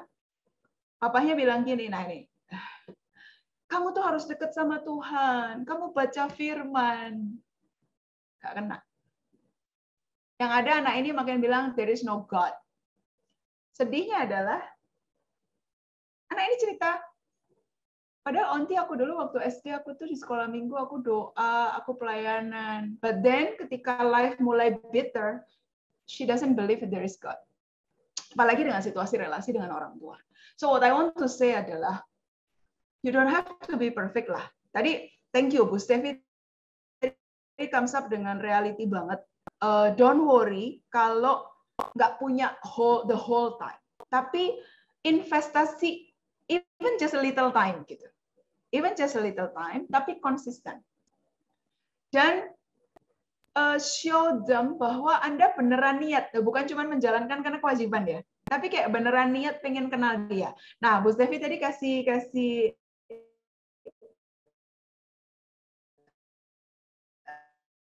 sebentar, saya menata dikit. But yang orang tua lupa, anak juga growing melalui fase-fase, dan anak akan changing. Seperti halnya, you as a parents also changing. Jangan lupa itu. Jadi kita ini dua manusia yang dynamic. Oleh sebab itu, relationship-nya nggak bisa cuma based on past, tapi harus di keep up. Nanti misalnya nih, anak-anaknya Bapak Ibu udah dewasa, dan Anda akan masuk ke fase relasinya kan berubah. Ketika anak sudah dewasa menikah, Anda menjadi adult yang relationship-nya parents and child, tapi your child itu adult. You cannot perlakukan mereka as a child lagi. Dinamika ini kadang parents tuh forget gitu. Bahwa your child changing, you also changing. Samalah kayak kita sama suami istri, Bapak Ibu. Kan pasangan kita juga nggak selalu sama, toh. Kita kayak harus readjust terus-menerus. Nah, sama anak juga gitu. You will amaze gitu ya, bagaimana mereka sekarang bisa argue, bagaimana sekarang mereka bisa punya dunianya mereka kalau udah remaja apalagi. You will amaze. Tapi kuncinya adalah di jalinan komunikasi yang masih bisa, Bu Stevi. Jadi selama anak tuh masih nyaman ngobrol sama kita, udah itu aja yang dipegang. Pada akhirnya mungkin nggak harus selalu bersepakat ya. Maybe at certain time Anda bisa kayak setuju untuk tidak setuju sama anak Anda gitu. Bisa jadi, bisa jadi. Apalagi saya bayangin kalau mereka sekolah di sana ya. I mean like your curriculum there itu lebih stimulating independency in thinking, logic. You need to know that gitu. Western curriculum itu akan lebih men-challenge mereka untuk very logic, critical gitu, so they can argue, macam-macam deh, nggak kebayang. Nanti Anda harus deal dengan misalnya topik-topik sulit soal LGBTQ gitu, and then you have to talk with them dengan kebenaran firman. Nah itu seru dan butuh hikmat Tuhan. Butuh hikmat Tuhan. So thank you, Bu Stevi, menambahkan poin yang very good. Semoga terjawab ya, Bu Stevi. Yeah. Jadi quality time. Kalau boleh satu lagi, Bu, boleh, Bu. Di waktu yang mepet itu, apakah tadi memang kita nggak bahas dalam tentang spirituality, tapi apakah dari kecil spirituality itu kalau kita terus bahas sama mereka, apakah ada efeknya dalam perkembangan mereka? Very good. Semakin kecil semakin bagus, Bu. Jadi gini, contoh, kebiasaan untuk mengajak berdoa. Jangan bangun itu setelah mereka kelas 6, umur 6. Bangun dari baby, dari dia udah 6 bulan bisa duduk, parents praying, dia praying, kan gitu. Dia belum ngerti praying itu apa, tapi habit perilakunya kan dia ikut. Nah, prinsipnya Bapak Ibu, anak semakin usianya kecil, itu semakin cepat meniru kita. Nah, kalau dia lihat kita berdoa, kita suami istri berdoa, kita baca Alkitab, kita punya momen-momen ritual ya. Jadi kan ya keagamaan juga ada perilakunya, ada behaviornya.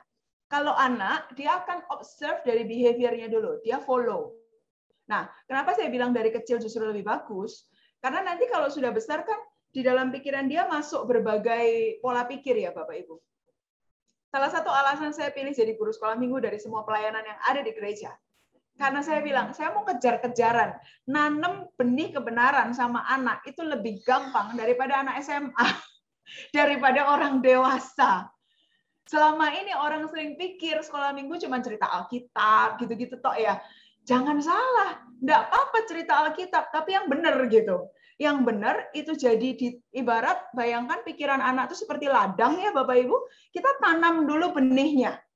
Nah, nanti begitu masuk pemikiran dari sekolah, dari internet, dari sosial media, fondasinya udah ada. Gitu. Itu satu, knowledge-nya dulu masuk. Diperkuat dengan apa? Nah, ini tantangan besarnya Bapak Ibu.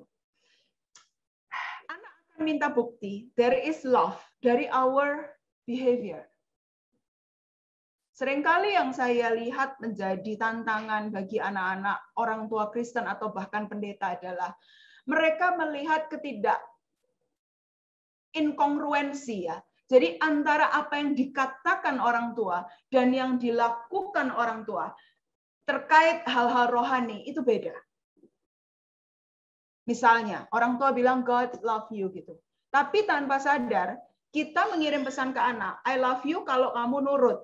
Kalau kamu nggak nurut, I don't love you gitu. Nah, atau misalnya kita bicara soal, jadi gini, ngomong gampang ya Bapak Ibu.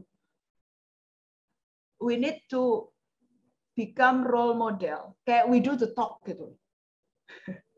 Misalnya kita nggak mau anak kita kalau marah kasar. Question. Dia lihat kita kalau marah kasar nggak? Ya kan? Jadi tadi anak nggak mau lihat, kita nggak mau anak kita nggak mau minta maaf. Dia pernah nggak lihat kita minta maaf?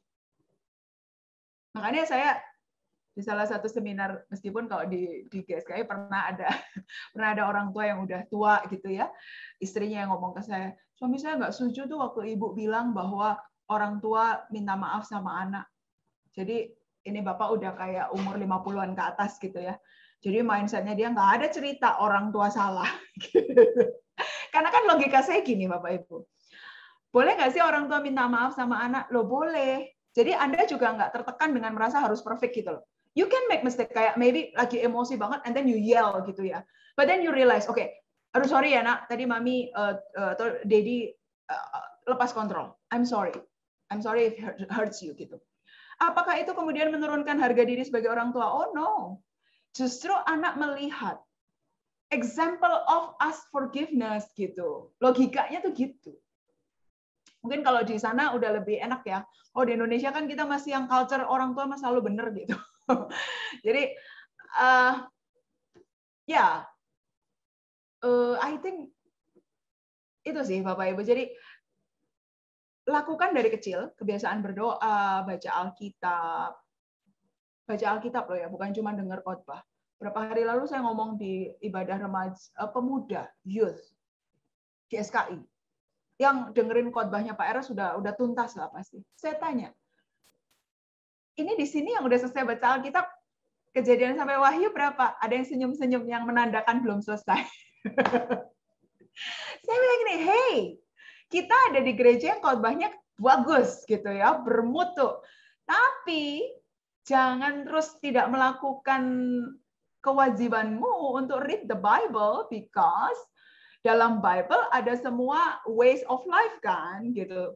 Khotbah pendeta itu ya mengkonfirm harusnya apa yang kamu dapat dari Bible. Nah, reading the Bible since child itu juga please do. Jadi kayak misalnya waktu yang tipis tadi mau reading Bible together gitu ya, bagus banget. Praying, reading Bible, please do. Apalagi saya cuma bayangin Bapak Ibu hidup di negara seperti Australia, kalau nggak nanam dari awal kebenaran akan masuk duluan loh. Kalau istilahnya Pak Era semangat zaman ya.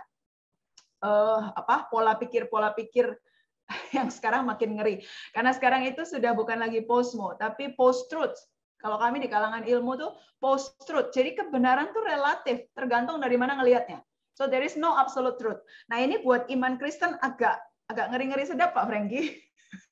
Jadi agak ngeri-ngeri sedap untuk menjadi orang yang cerdas, intelektual, tapi beriman nggak gitu. Itu challenge buat church, terutama untuk generasi anak-anak kita yang hidup di dunia post-truth ini. Makanya yang Ibu Stevi bilang benar, saya very agree. Start early. Ingat itu ya, Timotius ya Pak Brengki ya, yang dibilang iman dari ibu dan neneknya ya, betul ya. Paulus kan bilang ya, Timotius itu lahir karena taburan iman dari ibu dan neneknya.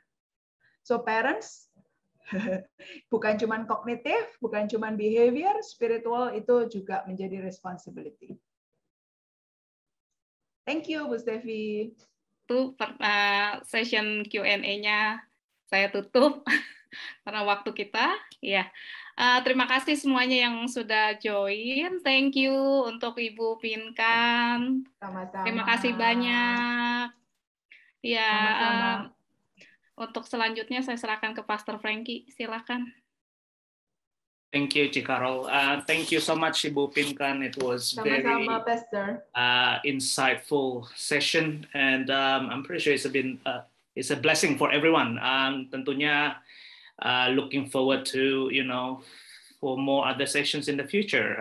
Hopefully, Ibu Pinkan bisa berkenan menyediakan waktunya buat kami ke depan. Thank you so much. Thank you, Pastor Frank. Thank you. Kita tutup dalam doa kalau kita sama-sama ya, saudara semua.